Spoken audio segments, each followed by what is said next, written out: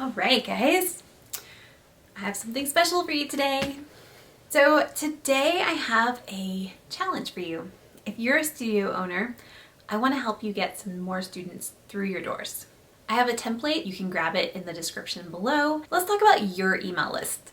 So of your email list, you can segment it many different ways. Let's talk about current students and past students.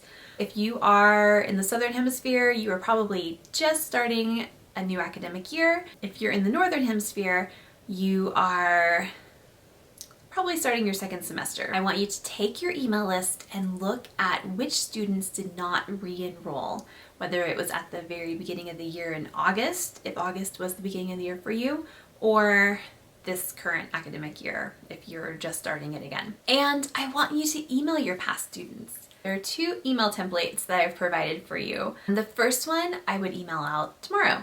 And it just says, hey, we've noticed you haven't enrolled this year, or we haven't seen you in class in a while. If you want to go a step further, if you have the time or your admin person has the time, you can say, we have some extra space in this class, whatever class they're eligible to take, on this day at this time, and we're wondering if you'd be interested. If you would like, you can say a little blurb about what is coming up next. We do themes for our preschool, early elementary, and even beginning ballet levels. They always are going through different themes to keep class fresh and interesting to our students.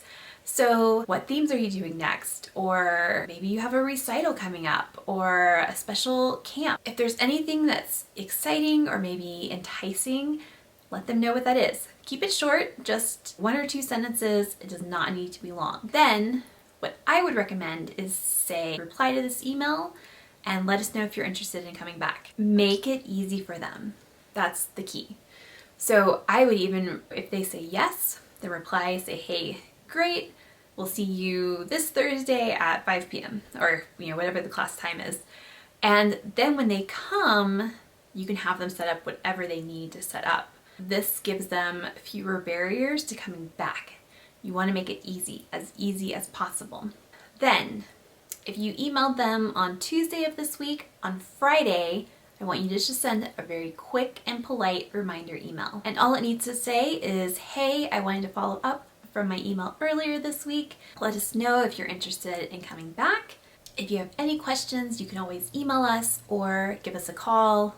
Give them your phone number. Always make it easy. So, say reply to this email, or you can say email us at this, give us a call at this.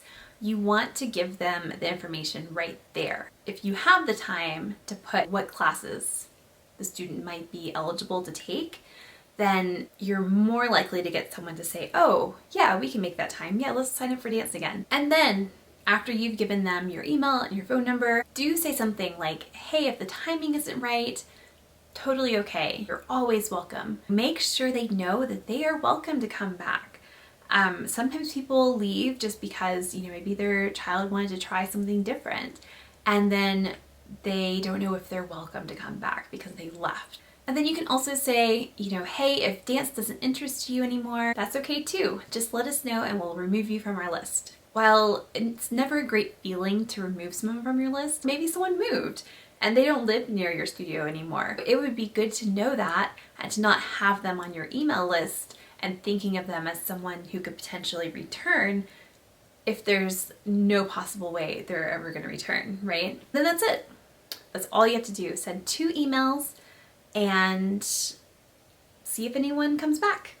Now, the goal obviously is to get a few extra students back in the doors. Maybe mom got busy, maybe she forgot to sign her child up, or maybe they wanted to try something different and maybe that didn't quite work out. Maybe they're ready to do dance again. Or maybe at the very beginning of the school year, maybe it just seemed like a lot for their child to do school and do dance, and then they never got around to signing up later. Just a few things to think about. When you segment out your past students, look at the list, and is there anyone who feels bad to say, but is there anyone that your studio is better off without? There are some people that you might be better off without, and I think you probably know who those people are. If you don't know who they are, then you probably don't have any of them, and that's awesome. But if you do know who they are, just take them off the list and it's okay. They're not part of your ideal customer. They're not part of your tribe, so to speak. You have to let them go. And then one last thing to think about, if you are in the Northern Hemisphere, it's February, you probably have a recital coming up in a few months. Adding new students right now is not always the most ideal thing for a studio. If someone joins, are they going to do recital? Are you going to have a costume for them? My advice, if you're really serious about growing your studio, is as long as you can get them a costume, they can do recital.